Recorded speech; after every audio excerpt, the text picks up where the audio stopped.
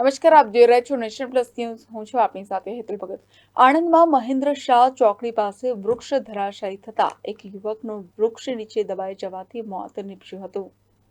આણંદમાં પાલિકાની pre monsoon કામગીરીના ધજાગરા ઉડ્યા છે. હજુ 4 દિવસ પહેલા આણંદના 100 ફૂટના રોડ પર વૃક્ષની ડાળી તૂટી પડી હતી, જેમાં 2 યુવકોનો આબાદ બચાવ થયો હતો. આ બનાવ બાદ પણ તંત્રની ઊંઘ ઉડતી નથી. મહેન્દ્ર શાહ ચોકડી આગળ એક વૃક્ષ ધરાશાયી થયું હતું.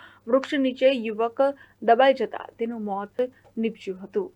વૃક્ષ નીચે દબાયેલા યુવકને બહાર કાઢવા ફાયર વિભાગને જાણ કરતા ફાયર ફાઈટર ઘટના સ્થળે પહોંચી વૃક્ષ કાપી મૃતકને બહાર કઢાયો હતો.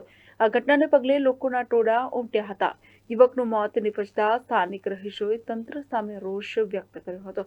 અત્રે ઉલ્લેખનીય છે કે તંત્રની લાપરવાહીના કારણે એક જ અઠવાડિયામાં વૃક્ષ ધરાશાયી થવાના 2 બનાવ બન્યા છે.